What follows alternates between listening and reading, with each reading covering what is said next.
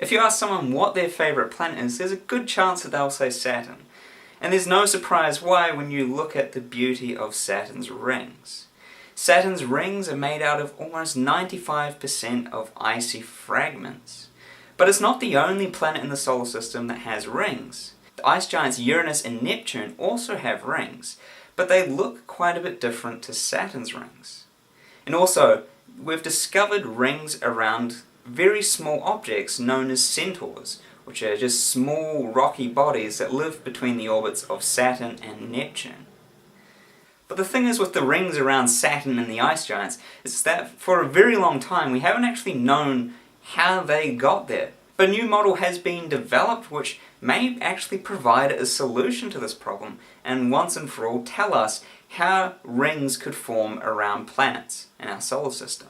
In a new model led by Ryuki Hyoda from Kobe University, scientists think that they actually have a solution for the origin of rings.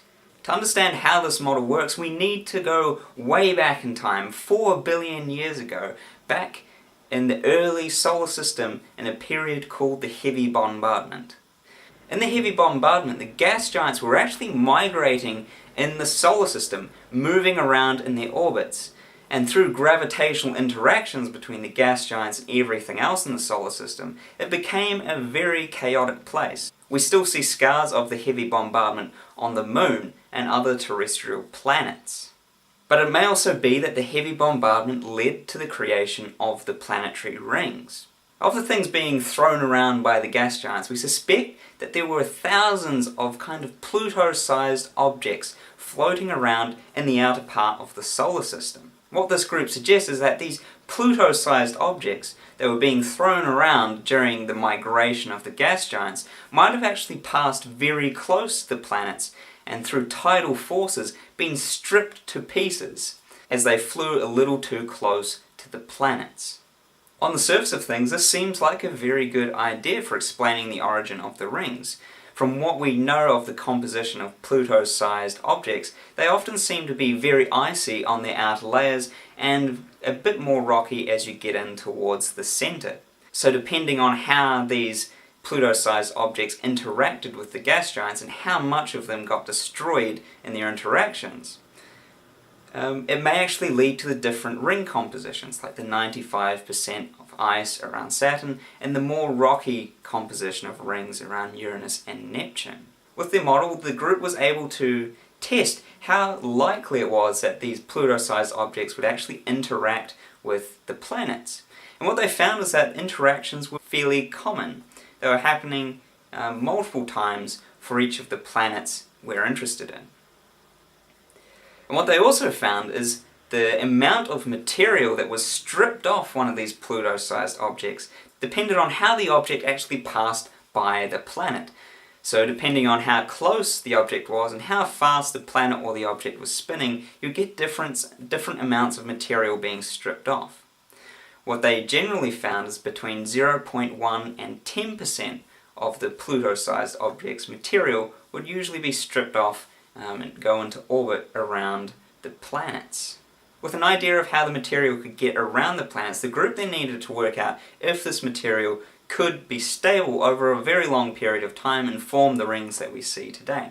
To do this, they used one of Japan's supercomputers to run their model forward in time, and they found that collisions between chunks of the Pluto-sized object orbiting around planets would eventually mush it all up into very small things like we see today, and that the ring would be stable and couldn't form back into a larger object due to the tidal forces of the planet pulling on it. So it seems like this model actually provides a complete description of how you could get rings forming very naturally and easily in a planetary system like our solar system.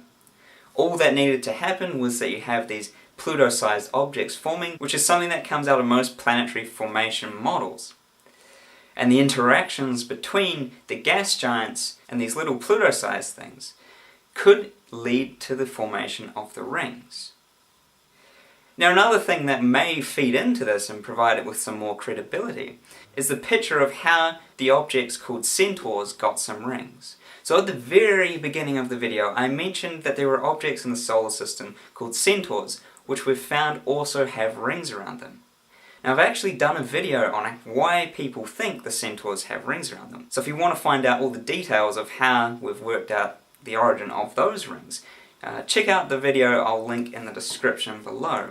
But for a summary, the idea is that we suspect in the early solar system these centaurs would have passed close to some very big gas giant planets like Saturn and perhaps Neptune and Uranus. And when they passed close to these planets, tidal forces would have stripped the planet's surface a little, and the material would have eventually circularized and orbited around the little centaur. So it's not too much of a leap of the imagination to think perhaps that some of these centaurs that have rings around them come from the same processes of how the planets like Saturn, Uranus and Neptune have rings around them, and that perhaps these centaurs that have rings are the lucky ones that didn't get completely cannibalized by the bigger planets. I think that's incredibly cool how we've now got a kind of realistic picture of how you could form rings around planets like the beautiful rings around Saturn, just from processes we know should happen in the early solar system. And that we can actually begin to see some ties between the origin of the planetary rings and the other rings around the smaller objects in our solar system. So that's it for this video. We've learned all about the origin of rings in our solar system. If you like this video, please do leave a like. And until next time, thanks for watching.